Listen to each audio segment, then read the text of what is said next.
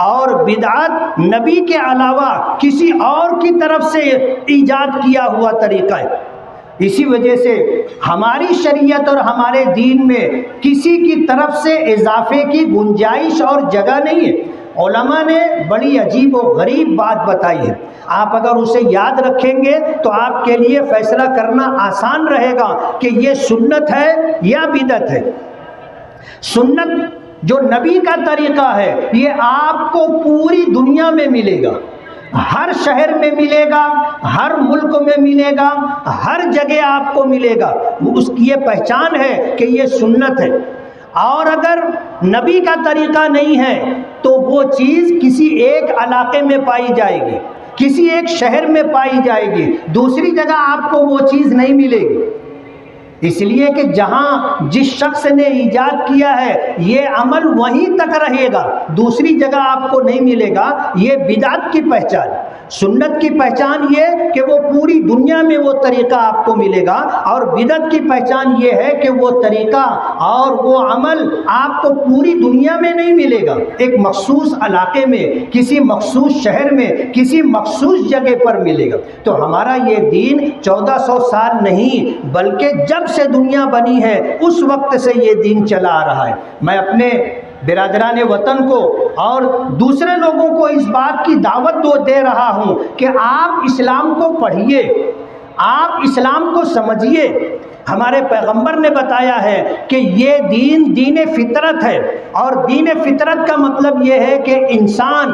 اللہ نے اسے جو فطرت عطا کی ہے عین اسی فطرت کے مطابق اللہ پاک نے ہمیں یہ دین عطا کیا ہے۔ آپ اگر اسے پڑھو گے، دیکھو گے، سمجھو گے تو آپ کو سمجھ میں آئے گا کہ یہ عمل دل لگتا ہے، یہ عمل ایسا ہے جسے عقل قبول کرتی ہے، جسے دل قبول کرتا ہے۔ اور ہمارے ملک کے قانون نے اس کی اجازت دی ہے۔ ہمارے سنویدھان میں اس بات کا تذکرہ ہے کہ ہندوستان کا ہر شہری اپنے مذہب کے تئیں آزاد ہے، وہ جس مذہب کو اختیار کر کے زندگی گزارنا چاہے گزار سکتا ہے، اپنے مذہب کی تبلیغ کر سکتا ہے، اپنے مذہب کی تعلیم لے سکتا ہے، دے سکتا ہے، اپنے مذہب کی تعلیم کے لیے ادارے، درسگاہیں، مدارس، مکاتب قائم کر سکتا ہے۔ ہمارے سنویدھان نے ہمیں اس کی اجازت دی، تو یہ دین ہر اعتبار سے مکمل ہے، اور یہ آدھا ادھورا دین نہیں ہے۔ ایک اور بات آپ میری یاد رکھیے کہ ہمارا یہ دین ایسا ہے کہ جو اپنے ہر ماننے والے کو اس بات کا حکم دیتا ہے کہ آپ دین کا علم حاصل کیجئے۔ طلب العلم فریضۃ علی کل مسلم، ہر مسلمان کے لیے یہ حکم ہے کہ وہ اپنے دین کا علم حاصل کرے۔ دوسرے مذاہب میں یہ آزادی نہیں ہے، بلکہ وہاں پر پابندی ہے کہ بس یہی لوگ مذہب کی بات کریں گے، مذہب سیکھیں گے۔ ایک زمانہ تھا کہ اگر کسی نیچی ذات کے شخص کے بارے میں معلوم ہو جائے کہ اس کے کان میں دین کی بات چلی گئی ہے تو اس کے کان میں سیسا پگھلا کر کے ڈال دیا کرتے تھے۔ یعنی مذہب اور مذہب کی تعلیم ایک مخصوص طبقے کا حق سمجھا جاتا تھا۔ اسلام میں ایسا نہیں ہے، بلکہ اسلام میں اس بات کا حکم ہے کہ ہر مسلمان اپنے دین کا علم حاصل کرے، یعنی اسے لازم قرار دیا گیا۔ یہ آرڈر ہے، طلب العلم فریضۃ علی کل مسلم، ہر مسلمان کے اوپر دین کا علم حاصل کرنا ضروری ہے۔ اللہ پاک نے فرمایا فَاسْأَلُوا أَهْلَ الذِّكْرِ إِن كُنتُمْ لَا تَعْلَمُونَ، اگر تمہیں معلوم نہیں ہے تو تم جاننے والوں سے پوچھو، معلوم کرو اور اس پر عمل کرو۔ آج عید کا یہ موقع ہے، ہماری عید کا پس منظر اور اس کا بیک گراؤنڈ یہ ہے کہ ہم مہینہ بھر اللہ کی عبادت کرتے، اللہ کی تابع داری کرتے،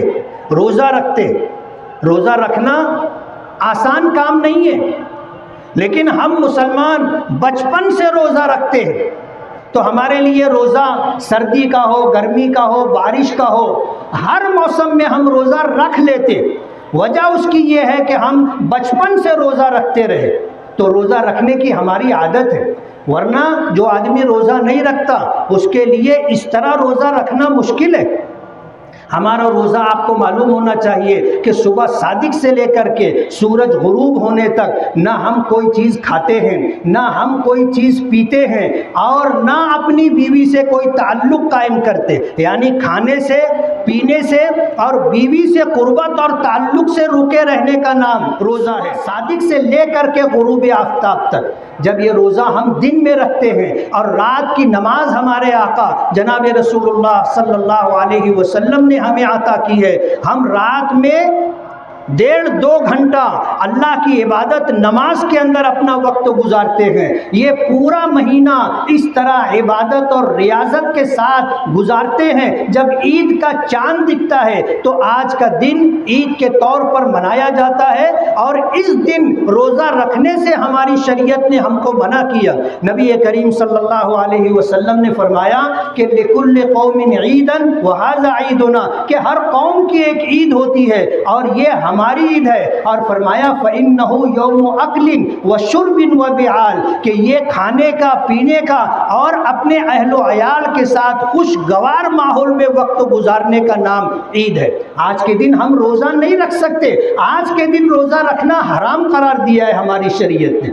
تو یہ مہینے بھر کی عبادت و ریاضت کے بعد یہ دن اللہ پاک نے ہمیں عطا کیا ہے، اور رمضان کے روزے اللہ پاک کی تابع داری، اللہ پاک کی فرما برداری کا مزاج عطا کرتے۔ ہم روزہ رکھتے ہیں اور صبح صادق یعنی صبح 5 بجے سے لے کر کے شام کے 7 بجے تک کھانے پینے سے ہم رکے رہتے ہیں۔ ہم اکیلے بھی ہوتے ہیں، تنہائی میں بھی ہوتے ہیں، تو اکیلے میں بھی ہم کھاتے نہیں ہیں، اکیلے میں بھی ہم سخت پیاس کی شدت اور حالت میں ہوتے ہیں تو بھی ایک قطرہ پانی اپنے حلق کے نیچے نہیں اتارتے۔ ایک کسی مسلمان کو آپ دن کے وقت کہو کہ میں تمہیں 500 روپیہ دیتا ہوں تم پانی پی لو، 5000 روپیہ دیتا ہوں تم پانی پی لو، 1,00,000 روپیہ دیتا ہوں تم پانی پی لو، وہ تیار نہیں ہوگا۔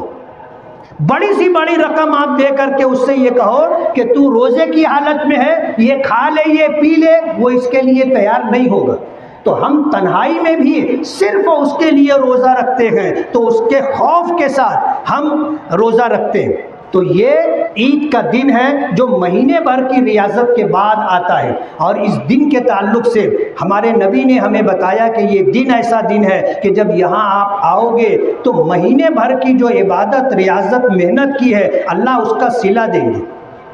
یہی وجہ ہے کہ نبی کریم صلی اللہ علیہ وسلم نے مسجد نبوی میں کبھی عید کی نماز نہیں پڑھی، حالانکہ ہر مسلمان کو معلوم ہے کہ مسجد حرام میں ایک نماز 1,00,000 نمازوں کے برابر ثواب رکھتی ہے، مسجد نبوی میں ایک نماز 50,000 نمازوں کے برابر، اور ایک روایت کے مطابق 1,000 نمازوں کے برابر ثواب رکھتی ہے۔ لیکن نبی کریم صلی اللہ علیہ وسلم نے عید کی اور بقرعید کی نماز کبھی بلا عذر آپ نے مسجد نبوی میں نہیں پڑھی، آپ بستی سے باہر جا کر کے عید کی نماز کھلے میدان میں پڑھا کرتے تھے۔ آج ہم کھلے میدان میں آئے ہیں، یہاں مسجد نہیں ہے، اس لیے جو لوگ مسجدوں میں عیدین کی نماز پڑھتے ہیں وہ اس بات کو اچھی طرح ذہن میں بٹھا لیں کہ یہ نبی کے طریقے کے خلاف ہے۔ ہاں، جو معذور لوگ ہیں ان کے لیے یہ گنجائش ہے کہ شہر کی کسی بڑی مسجد کے اندر نماز کا اہتمام کیا جائے، جو زیادہ بوڑھے، ضعیف اور بیمار لوگ ہیں وہ وہاں پر عید کی نماز پڑھیں، اور جن کو اللہ نے صحت دی ہے، تندرستی دی ہے، جوانی دی ہے، انہیں مسجد میں عیدین کی نماز ادا کرنے کی اجازت۔ میں یہاں سے یہ پیغام دینا چاہتا ہوں ان تمام مسجد کے ذمہ داران کو جن کی مسجدوں میں عیدین کی نماز کا اہتمام ہوتا ہے، آپ ذمہ دار ہو، آپ نبی کے طریقے کے خلاف کر رہے ہو، کل قیامت کے دن تمہیں اس کا حساب دینا ہوگا، اللہ کے یہاں جواب دینا ہوگا کہ تم مسجد کے ذمہ دار تھے اور نبی کے طریقے کے خلاف مسجد میں نماز عید ادا کی جا رہی تھی اور تم نے منع نہیں کیا، تم نے روکا نہیں۔ کل قیامت کے دن ٹرسٹیوں سے اس کا حساب و کتاب ہوگا، پوچھا جائے گا۔ آج رمضان میں ہمیں مشق کرائی گئی اللہ کے احکامات کی تابع داری کی کہ جلوت میں ہو، خلوت میں ہو، اللہ کے حکم کو پورا کرنا ہے۔ ایک مسلمان اپنی پوری زندگی اس طریقے سے گزارے کہ تنہائی میں ہو تو اللہ کے احکامات کی تابعداری و پاسداری، اور جلوت میں ہو، لوگوں کے درمیان میں ہو تو بھی اللہ کے حکموں کی تابعداری۔ آج ہماری شریعت نے ہمیں جو احکامات دیے ہیں وہ کسی دین دھرم میں آپ کو نہیں ملیں گے۔